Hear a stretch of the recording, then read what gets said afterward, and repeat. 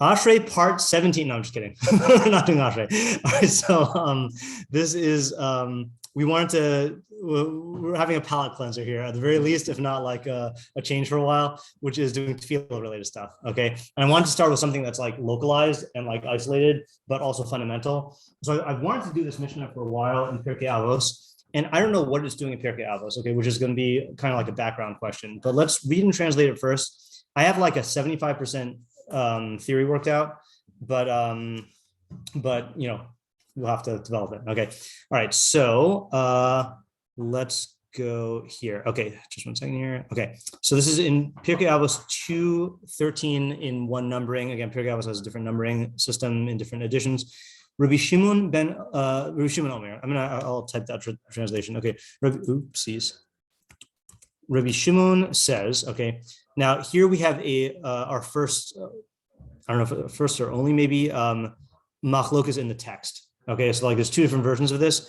So the standard versions say, be careful in reading the Shema, okay, and in tefilah. Okay, now the reason why this is in brackets is because we're going to be focusing on Rabbeinu Yonah, and Rabbeinu Yonah does not say and in tefilah. Okay, so he holds you should not that he holds you should not be careful, but he doesn't have that in there at all. Okay, so I think what we're going to do for now is I'm just to make sure that we're not like reading this, I'm going to gray it out, and if we do another mafarish later on, then we'll put it back in. Okay, but for now we're doing Rabbeinu Yonah. If that was there, that would mean Shimon Esrei specifically? Correct, yeah, and that's a good reminder, which is anytime you see the word tefilah in Chazal, the assumption is it's Shimon Esrei specifically because everything else is like supporting tefilah or not tefilah. Okay, ukshadim is palal, and when you daven, okay, and this is Shimon Esrei, right, as Warren just said, okay, Amidah, call it the short word. Al tas tefilascha keva. Do not make your tefilah. All right, how do you translate keva? We use it in. I think we're most familiar with it in terms of eating, like when you eat in the sukkah. You was it again?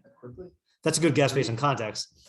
So it's actually you're making me notice that it is counterintuitive. Okay, keva means permanent or fixed. Okay, yeah, kovea. That's the fixed. Okay, but we'll maybe come up with a better word when we read Rabbeinu Yonah. Ella, and this you'll see why. Ella rachamim v'tachanunim lifnei hamakom baruch hu. But rather make it mercy. And how do you translate tachanunim? Tachanun. Okay, I'll show you. You got to guess. Okay, the easiest way to find it. Yeah, supplication. Okay, but do you know what that means? Like it's the best. Giving yourself to whatever it is that you're giving yourself to, in this case, God. Okay, before the hamakom, blessed is he. I'm just going to show you just so you can see it inside. The clearest definition of tachanunim that I've seen is easy to remember where it is because it's Parshas Va'eschanan. Okay, like tachanunim. Okay, it's the first Rashi, or it's the Rashi on the first pasuk. Rashi says, so Va'eschanan el Hashem, that's Moshe talking, I supplicated to Hashem. So Rashi says, Ein chinun b'chol makom ela lashon matnas chinam. So chinun in every place only means a free gift. Afal pi sheyesh l'tzadikim litlos b'masei matovim, even though tzadikim could rely on their good actions and like ask God to help them because they, will use it properly or they deserve it. In mavakshin me'es hamakom ela matnas chinam. They still only request from God a free gift. So he's explaining why Moshe was asking for tachanunim. Like, isn't Moshe deserving of this? And he's doing it on behalf of Klal Yisrael, but he's saying it's a free gift. Okay, so that's how I understand supplication. Okay, so rather make it mercy and supplication before hamakom baruch hu. Shneimar, as it is stated, ki chanun v'rachum hu erech apayim v'rach chesed. Now it looks like we're going back into Ashrei, but we're not, because that's not from Ashrei. Okay. Because he is gracious and merciful, slow to anger and abundant in kindness. Okay, that is a phrase from Ashrei. V'nicham al hara, and I think our school likes to say relents regarding harm. Okay, meaning like God, if God is plain shot is if God is going to punish you and you do tshuva, then he'll take away the decree. Okay, that's in Yoel 2:13. Okay, ve'al tihi rasha bifnei atmecha, and do not be wicked, literally bifnei atmecha, before yourself. Okay, that's our Mishnah. Right. Okay, so let's do this Mishlei style. What are the questions and problems here? We'll list them and. Okay, the obvious question is we don't do this. I mean, we have fixed tefilah. Okay. So the question that's predicated on here is what does it mean by keva in this context, right? What does it mean? What does he mean by keva in this context? And I'll incorporate your question into it. Okay. Obviously, it doesn't mean like fixed times because we do that. And also, I think you can get it from the context that it doesn't mean that because it says rather rachamim and tachnunim, right? So it's what do you call it? So it's right. Well, yeah. What do you mean? Meaning the opposite of fixed is rachamim and tachnunim. So if you assume that fixed was set times, then the opposite of that would be like not at fixed times. Right. Now there is by the way, you could have said if the source came before the Anshe Knesset HaGedolah, then you could say that maybe it meant fixed. Because there didn't always used to be fixed tefilah times, right? You could daven whenever you wanted, as long as you did it once a day. But this is long after the Anshe Knesset HaGedolah. Okay.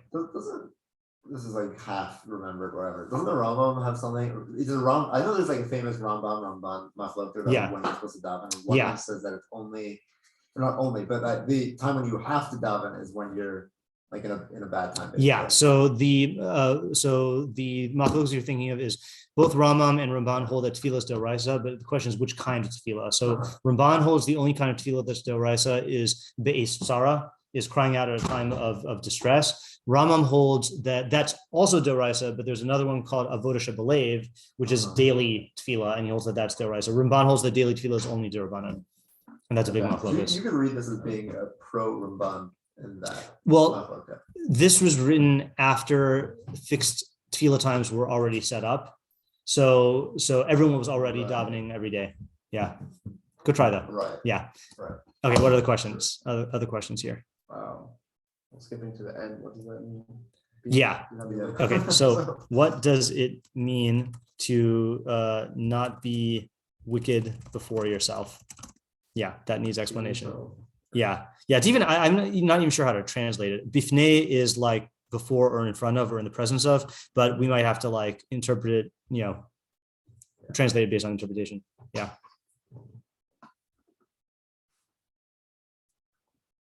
Also, what does the pasuk have to do with the way? Okay, good. So yeah, what function does the pasuk serve here, right? So seemingly it's proving, right? Seemingly it's proving why your tefilah should be mercy and supplication. Okay, but what's the problem with saying that that's what it's doing? Yeah, because but the pasuk is not about how you should daven; it's about how Hashem acts, right?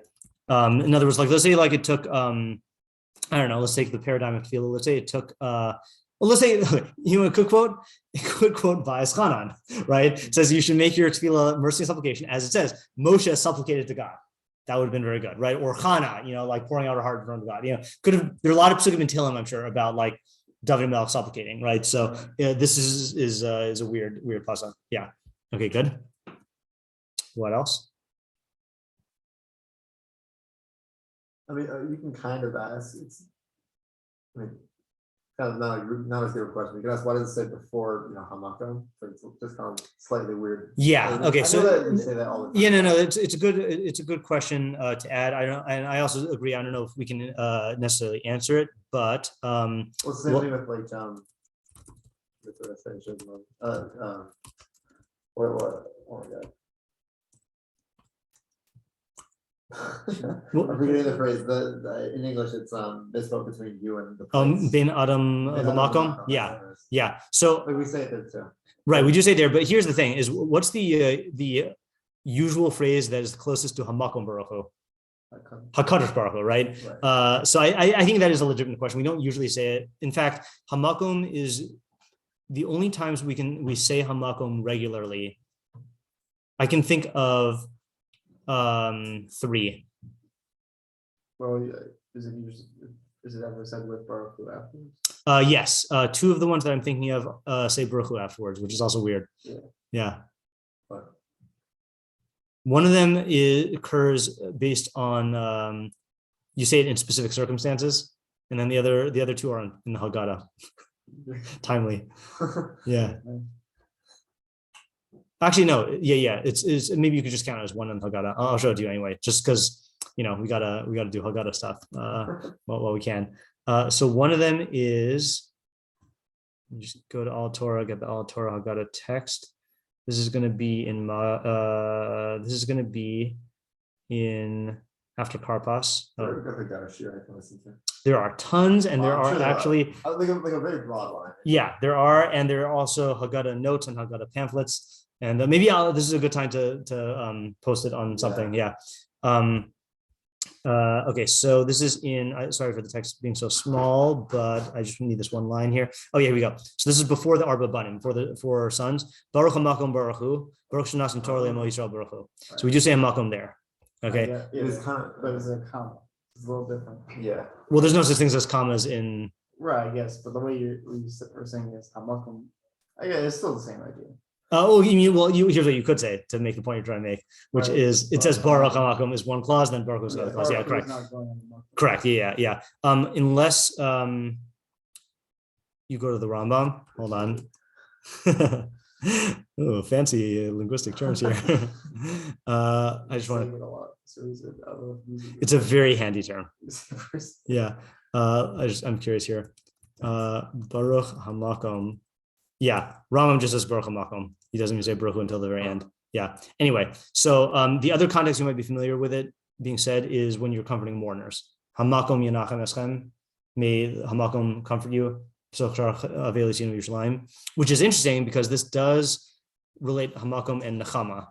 Okay, but Nechama here does not mean comfort. Okay, anyway, so why does it use the name Hamakom Baruch Hu instead of say Hakadosh Baruch Hu? Okay, fair question. I guess another question. Yeah, could be what's besides that Shema and Shema are like the main parts, I guess, of davening, but what's like within them that you wouldn't do this already? Like, okay, good. So what are you changing? Okay, good. So let's put that at the top here. Okay, and I'm going to put it at the top because we can ask this on all 3 clauses. Okay, so on all 3 clauses, why do we need to be told this? Okay, in other words, why would we be inclined not to be careful with Kriya Shema? That's what you're asking, right? Yeah. Or not, or to make tefilah, make davening keva, okay, or to be a Rasha before ourselves. Yeah. And those are going to be 3 different answers, obviously. On a similar note, and I'm going to ask this one because I don't know what your premises are about Pirkei Avos. Do you know what Pirkei Avos is for? Is it usually a relationship with other people? A lot of it does. I don't know if enough of it does in order to make me ask that as a strong question, but it's a good assumption. Yeah, who's the audience and what is the purpose? I'm pretty sure it's not missionary. It's for people who are already like, God-fearing Jews, and then it's just like how to reach the next level. Okay, that's good, right? So according, and I don't know if this is going to everybody, okay, but according to many, okay, Avos is aimed at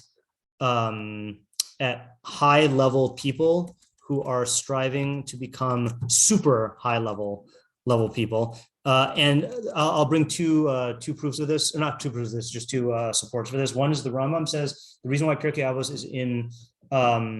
is after Sanhedrin is because Pirkei Avos is about ethics, And if the ordinary person doesn't behave ethically, so then most of the time they're just going to end up harming themselves or the people close to them. But if judges and leaders are not ethical, it's going to harm the entire society, both like practically and like the corruption is going to filter down. So like they need it more than others. And then the Mishnah there's a Gemara that says, if you want to be a chassid, which is a super pious person, super righteous, then you should fulfill Pirkei Avos. So it has to do with like people who are going beyond the letter of the law. So based on that, what question do you think I'm going to ask?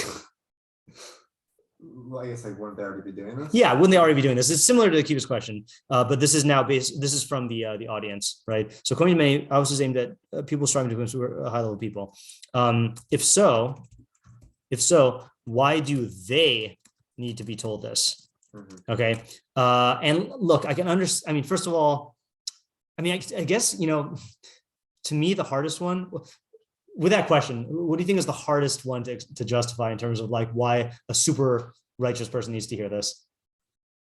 Are you asking like what's the Havamina basically? I am asking what's the Havamina, but I'm asking in a different way or from a different angle than Akiva. Akiva's asking it in terms of the content, what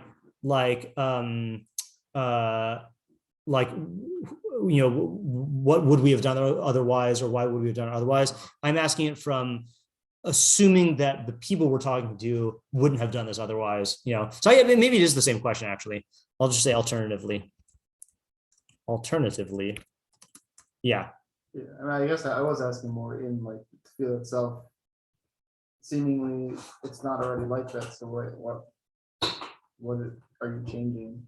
Okay. So, I see. Okay. So, let me ask that as a separate question. That is a separate question. But before I do that, which of these do you think a super righteous person needs to hear at the least?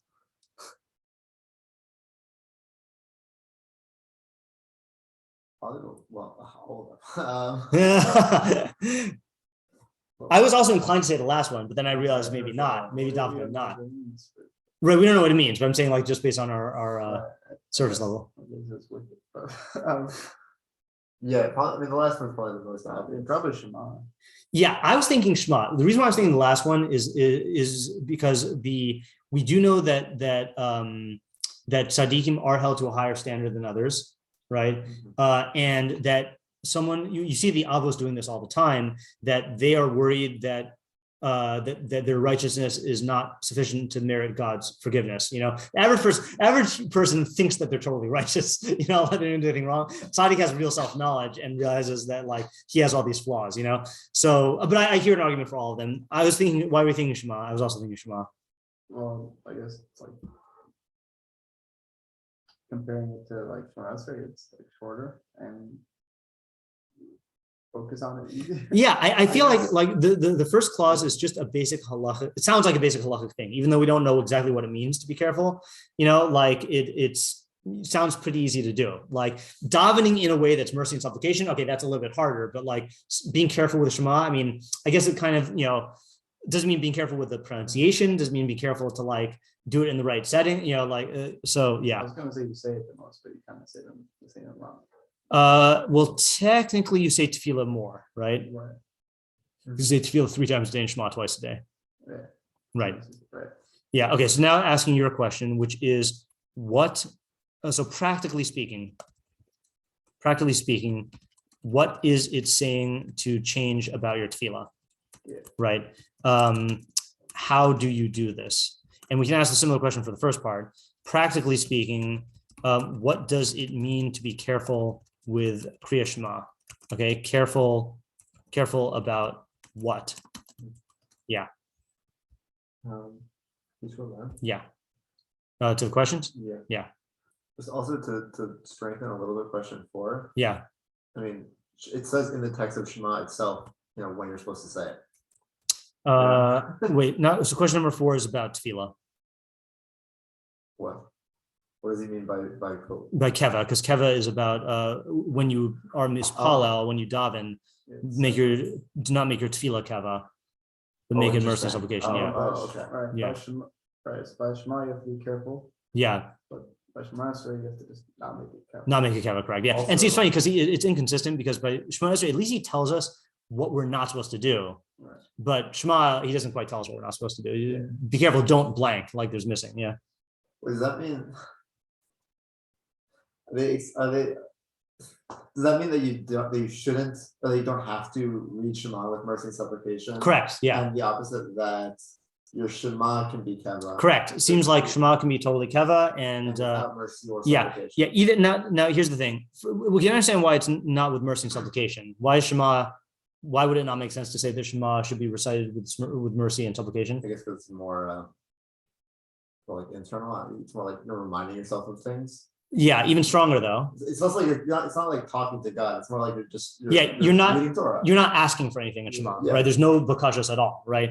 Now, say again. You're remembering. Yeah, you're reading Psukim, exactly, right? Now, not in terms of making it keva, there's one of two possibilities. Either Shema is not subject to don't do it keva in the same way that tefilah is, right? Like we said for supplication and mercy, or maybe like it's bad to do Shema keva, but like not bad enough to mention, because I'm sure you should also be careful in tefilah, right? But like, but this is not necessarily what he mentioned. And remember, the Pirkei Avos is set up where like, these are the things that these Tanaim used to say, like these were their like mottos, like the things they were known for. So it's not like you can't like necessarily for, like, oh, don't be a Russian from yourself, but you can be a Russian from other people, like not necessarily, making that kind of deal.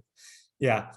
One other question I have, and this question is not everyone is going to agree that this is a good question. This is actually, I think, a machlokas in Mefarshim of Pirkei Avos, is what, if anything, is the relationship between these three clauses? Okay, and some Mefarshim, let's say like the Abravanel, always consistently explains that the three are connected. Others, not necessarily. Like, I'm sure you have sayings also that I can say. Oren used to say A, he used to say B, he used to say C, but they're not necessarily related. These are just three sayings. I do sense that this is related, maybe just because the first two things have to do with davening. The last one's hard. And that's the challenge to me, is like, if we assume that they're related, then the last one's going to be the hardest one, right? I'll add that, especially the third, the last one. Okay. I think that's about it, unless there's something else that you can spot. I also just wanted to add, not really a question, but just with the thing for hamako, I feel like that term to refer to God is like a very impersonal one. It's more correct. like, yeah. Whatever, he's advising you to be, more personal, be mercy and whatever, and then he uses a term to refer to God that's very impersonal. That's funny. That's true. Okay, I'll add that here. Also funny for using it to comfort mourners, right? Because you would think that there's going to be a personal term, right? So why would you use it there?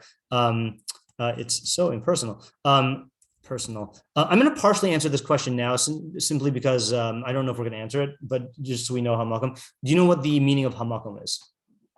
Like the place. So it literally means the place, right? So what's the idea that we're saying about God when we call him hamakom? Exactly wrong. Yeah, no, right? So this is the art school. So how long ago, maybe like 15 or 16 years ago, maybe even more. So when I lead the Seder at home, I do it in English because not everyone speaks Hebrew in my family. So I used to use like some translation, and they would translate certain things in ways that like really irked me. One of the ones was, so I made my own translation. So I'll tell you how I translated it in a second. But hamakom, they always translate as the omnipresent, which means in all places, right? Which is exactly not true, right? And in fact, Chazal say, and the reason why it's not true is because God is not in all places. He's not in any place. And in fact, that's not just a Rambam type thing. Chazal, when they explain the term hamakom, like if you look at any Haggadah commentary on that phrase hamakom, they'll quote the Chazal. I don't know where it's from. It's from one of the, probably Mechilta or Sifra or Sifri. They say, Hu makomo sha'olam ve'ein olamo makomo. God is the makom of the universe, but the universe is not his makom. We do not hold that God is in any place, And if you ever get into an argument with someone who's saying that God is everywhere, so I'll tell you the smackdown. Okay, here's the smackdown that I used to use to ninth graders. Okay, I would say, the dialogue would go like this: God is not in any place, but Rabbi Shneiweiss, he's in all places. No, he's not, but yes, he is. let me ask you a question. Okay, is God blue? No. Is he red? No. Is he all colors? No. Is God 5 feet tall? No. Is God 10 feet tall? No. Is he all heights? No. Is God here? No. Is God there? No. Is God everywhere? No. Right? Anytime you have a physical quality, and location is a physical quality, only physical things can be in locations. So then saying he's in all of them doesn't make it any better. The only way you can say it makes it better is if you were to say that he's in all places in some allegorical way. For example, that his, like if you look at the psukim of Melochel Haaretz Kvodo, that we say in davening, that the entire world is filled with his glory, which means like Ashrei, we can't escape being drawn back to Ashrei, like in Ashrei, that God's glory is manifest every place, because anywhere you look in the universe, it is like brimming with Chachmas Hashem that points to his existence, but that doesn't mean God himself is in every place. Is it the opposite? Yeah, it's the opposite. He's in no place. What was you gonna say? Well, I'm saying in the sense we're in his place. Yeah, exactly. Yeah, we're in his dominion, right? So it's interesting because it ends up being impersonal in the sense that it's so what does it mean then? So what does it mean that he's the place of the universe? So the Rambam explains that what it means is that God is the independent existence and everything else is a dependent existence. So God's the foundation of all existence. So when I translate it in my Haggadah, I translate Hamakom as the foundation of existence, because it has the English word foundation is also a location word, or a like structure word, but it's more accurate than omnipresence. Yeah. But your question still stands, which is that it is seemingly one of the most impersonal terms of them all, Yeah.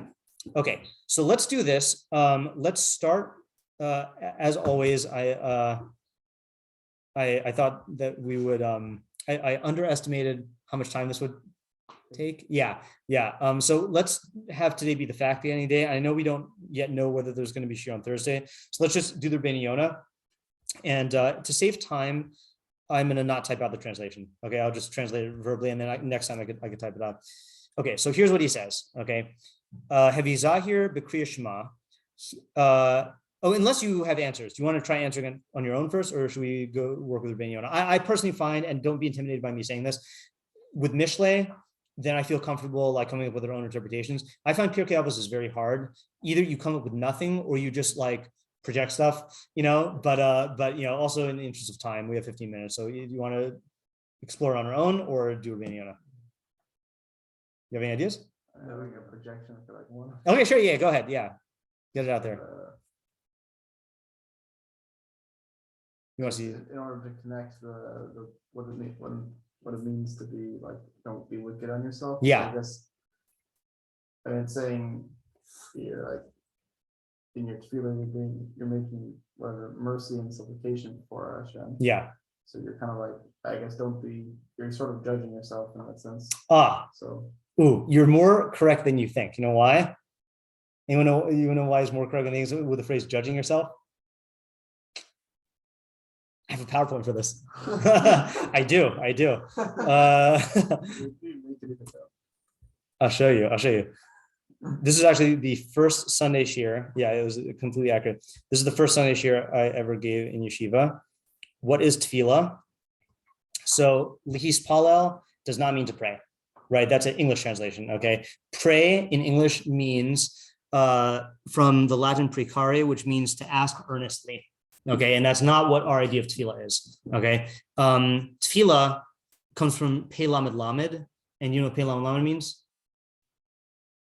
To judge. Okay, so it means to judge, and there are examples here in Sukkim. The earliest example I think is in Bereshis. Yisrael says to Yosef, "V'yomer Yisrael el Yosef, ra'ofanecha lo filati." I did not judge in my mind that I would see your face, like to make an evaluation. Or in Devarim, it says, "Ki lo kitzur yitzuram v'oivinu plilim," for not like our rock is their rock, and our enemies are plilim, which Unclos translates as dayanaya, like dayanim, like judges.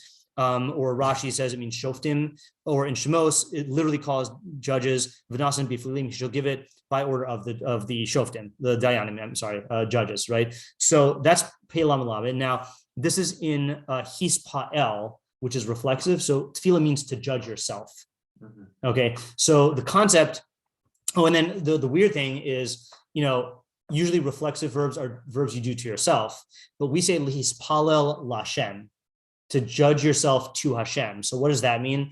My understanding is it means you're judging yourself in Hashem's framework or within Hashem's value system, as opposed to let's say you are let's say like you could judge yourself in the framework of your parents' values or judge yourself in the framework of America's values. Here you're judging yourself in Hashem's framework, so that's what the essence of tefilah is. And then a second definition is based on, we don't need to do that one right now. I think this works here. So judging yourself, since tefilah is an act of judging yourself, it's saying don't judge yourself as a rasha, right? So it's very, very appropriate to the activity of tefilah. It's weird though. It does still need to be elaborated on, but it is appropriate since we're talking about, when it's so literally if you were to read it, and when you judge yourself in tefilah, don't judge yourself as a rasha. That's how he was saying. No, it's good. It's that's what I'm saying. It's better than you thought based on the core concept of tefilah. Yeah. It's just really weird. It's what if you are a rasha? That's another good question. Let's actually add that here. Yeah. But why would I do true? Because what? No, because if I am a rasha and I know this mishnah, then I won't realize that I'm a rasha because I'll say, I'm not rasha. Yeah, exactly. Yeah. Okay, that's a good question. Okay, Rביnu Yonah is going to address that and make it worse. Okay, yeah. All right. So Rביnu Yonah from the beginning. So he says. So he again just says Kriya Shema. He's here al Kriya Shema yoser mitfilah. He's Rabbi Shimon is warning you about tefilah, about Shema more than tefilah. Why? Because the time for tefilah is great, or large. Shuhu ad, which is until arba shaos, until 4 hours in the day. The time for Kriya Shema is narrow and exact. They change ad to im, which is with sunrise. The zehu lashon hevi zahir. This is what it means by you should be careful. Kitzarich zihirus gadol. You need great caution. Now, let me just quickly show you what this means halakhically. Now, you might be familiar with what people actually do, which is in the Shulchan Aruch. Okay, Shulchan Aruch says Zman Kriya Shema shel Shachris. So the time for Kriya Shema Shachris, is when you can see a somewhat familiar friend from a distance of 4 amos, and recognize him. And the time continues until 3 hours into the day, and these are shas manios, right, seasonal hours into the day. Okay, then he says, "Umitzvah minha muvchar likrosa kavasikin." It is the best way to do the mitzvah is to do it like vasikim. Vasikim are, like Rashi says, anashim anavim umechablim hamitzvos, humble people who love mitzvos. Shahim mechablim likrosa ma'at kodem hanitzachama, who direct themselves to read it a little bit before sunrise. Kedeshi yasayim Kriya Shema u'birchosa ima hanitzachama, so that you conclude Kriya Shema with its brachos with sunrise. V'yismoch la hatfila mi'ad b'hanitzachama, and then you make tefillah come immediately after it with sunrise. Okay, so if you're going according to the Shulchan Aruch, it's just the best way to do it is right before Hanetz. Okay, but the Rambam holds as follows. Rambam is harsher. Okay, he says the ezihu zmana bayom. What is the zman of Kriya Shema on the day? Mitzvasa, not mitzvah min muvchar, not the best mitzvah. Its mitzvah sheyaschil likros kodem hanitzachama is to read it slightly before sunrise. Kadesh yigmor likros ulevarach bracha achron imat hanitzachama, so that you complete reading it and say the final bracha with sunrise. He says how much it is, and he says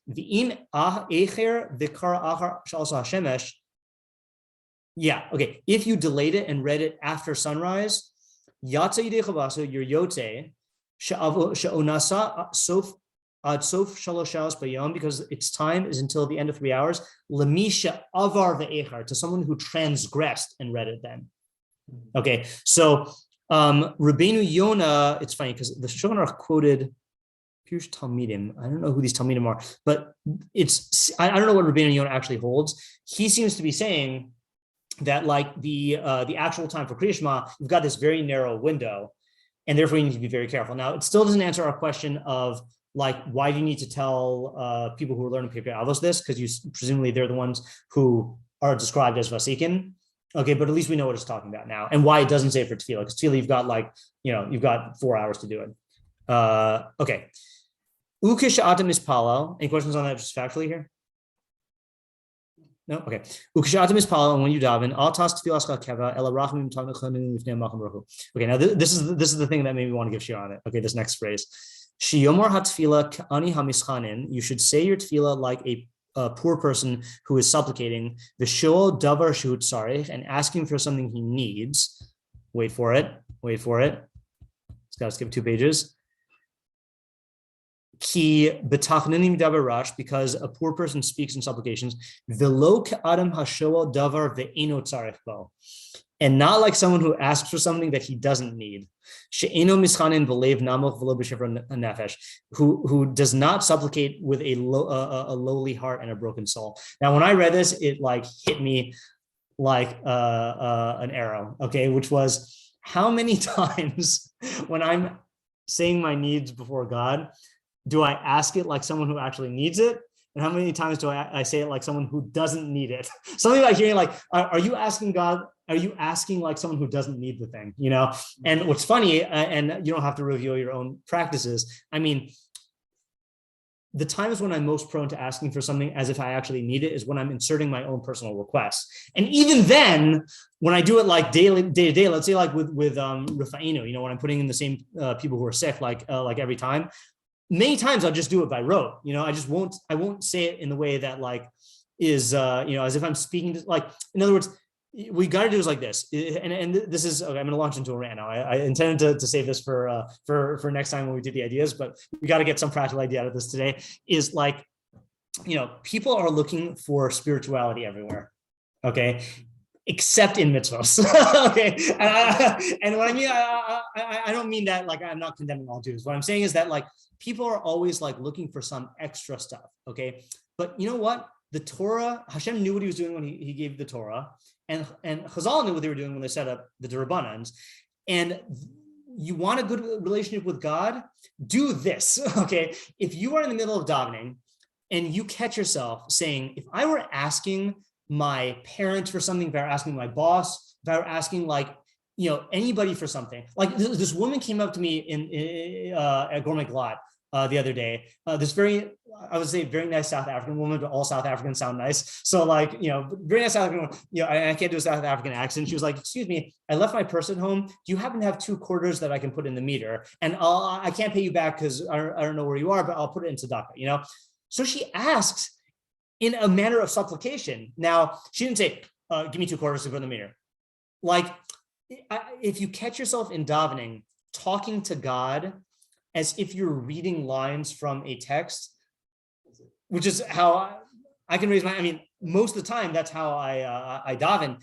You would never talk to another human that way, right? And the whole reason why God is matir, why he gave us a halakhic license to blaspheme him by talking about him in human terms and speaking about him as if he is a person, is so that we can cultivate a psychological relationship that is conducive to developing in a way that brings us to the truth, namely like recognizing that all our needs actually do come from God. So if we're not relating to God in the same way that we relate to all other beings in our life who provide our needs, so then we're not actually being mavakesh, So practically speaking, what he's saying that you should do, actually, we didn't even finish reading it.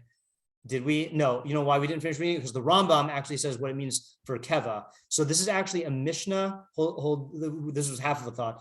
The Mishnah in Pirkei Avos, not Pirkei Avos, in Brachos, says, Rabbi Eliezer Omer, ha'oset tefilah so keva, ein tefilah so tachanunim. One who makes his tefilah keva, same term here, his tefilah will not be supplications. Okay, so stating it, this kind of strengthens the question of why you need to tell people in Pirkei Avos this, if it's an open Mishnah. Right, but he's here saying that they're opposites. So how does the Rambam define the terms? So tell me, or you don't have to tell me. I'll tell yourself whether you identify with what he's about to say here. Okay, he says, I just lost it because I clicked. Okay, Rotzelomer, what does it mean b'inyan keva?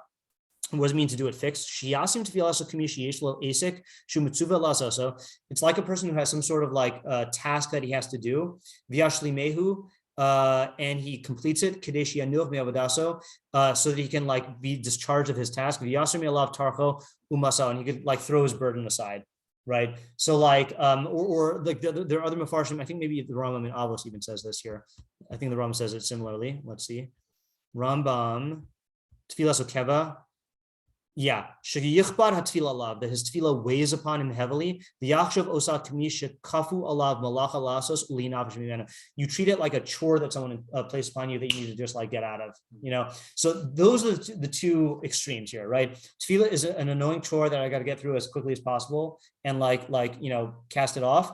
Or I'm asking God for things that I need, and in reality, all of my needs come through God. So I have to ask it in the manner of someone who needs something, as opposed to asking it in the manner of someone who doesn't need something, And this goes back to that tshuva of the Rambam that we read that one day, that with the parrot. You were here for that, right? Davening like a parrot. What was that? Yeah, you remember that? Yeah, Rambam says that like you remember that you're talking to the master of the universe, and not like a parrot who's been trained to speak English or Hebrew words, that's the thing here, So the question is like, how do you, Another question is, he said you should daven like a poor person who is asking for things that you need, right? Whatever. Does that mean that you're not actually doing that? Meaning, you could say you should daven, and recognize that you are this. Correct. Yeah. You should daven like you're this. Right. So my assumption is the reason why he's saying that is because you are not necessarily financially poor. Like a poor person is he was talking about like a poor person who's asking for money from people. And in reality, you might not be poor, but you have to get into that headspace and ask as if you are that poor person. Sure, but I might be lacking the other things that I'm davening for. Right. But I think the reason why he's using this lashon is because this should apply across the board, whether or not you have currently the things that you are asking for or not. And in fact, I'm going to support that by I'm going to support that with this next phrase. Okay, Shenemar says, that's the pasuk in Yoel, because God is gracious and merciful and slow to anger and abundant in kindness, and he changes his mind regarding evil. Everyone needs mercy. Right, that's kind of like what you're saying.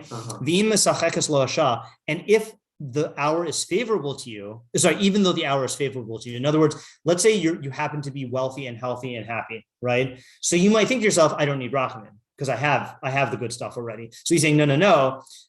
You still need rachamim because God is slow to anger, and gracious to you. In other words, maybe you're getting this good stuff not because you deserve it, but because God is delaying your punishment, or because he gave you more than you deserve, like we read in Ashrei. Next page. He's not being mercy upon you based on your righteousness. You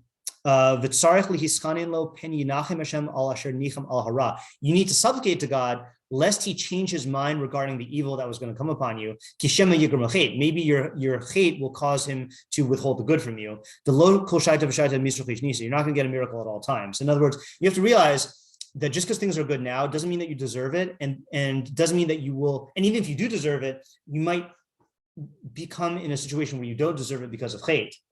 So you do need to be constantly recognizing this need for rachamim. Let's just finish translating the next part so we can have it in our mind for next time, whenever that is. Don't be a Rasha before yourself. Don't tell yourself there's no way I can return in tshuva. Okay, like don't give up hope about doing tshuva. Because if you give up hope about tshuva, he's going to give up hope on doing tshuva. And if an avera comes his way, it'll be mutter to him, meaning he'll give himself license to do it. And he'll say, oh, this is nothing compared to all the sins I already did, right? He'll say, I'm going to hell anyway, basically. What does it matter if I eat one more treif thing? But you should also not be a tzaddik in front of yourself. Like it says in Maseches Nida, this is the famous midrash about how they teach the fetus all of the Torah, right? And then it forgets it. So after that part that everyone quotes, it says, Mashbinas havlad bebeten imo, they make the fetus swear an oath in its mother's womb. Even if the entire world tells you that you're a tzaddik, tehei be'einacha karasha, you should be in your eyes like a wicked person. Now that seems to contradict what we just said. So he explains, lo karasha mamish, not actually like a rasha.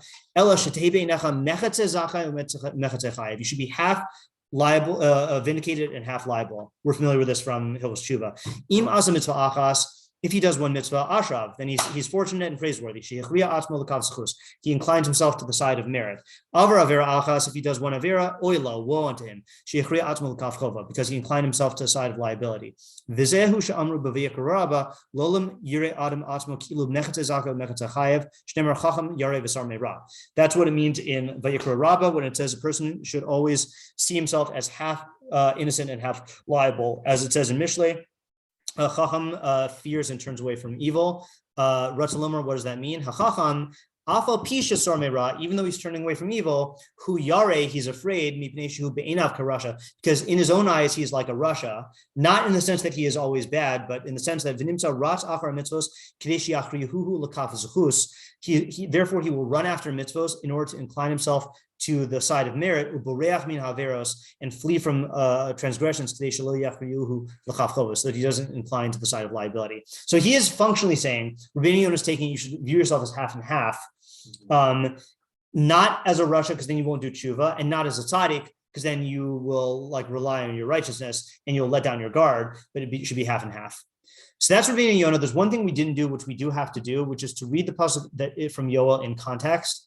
But what I want to do, hopefully next time, is sharpen these theories and unify them and answer our questions. But we do have one homework assignment, which is to figure out how to do this in everyday davening. Meaning, we do by default daven in a tefillas keva. What can we do to make ourselves daven and ask for our needs as if we actually need them? And I think that's something we should think about and like share, strategies for, because I think we all need work on that. Yeah. Okay. So I don't know if there's shiur on Thursday. I guess it'll depend on who's able to make it. And yeah, so we'll continue it, Bleed Netter, when we continue it. Okay. All right. Thanks for coming. What's happening on Thursday? So on Thursday,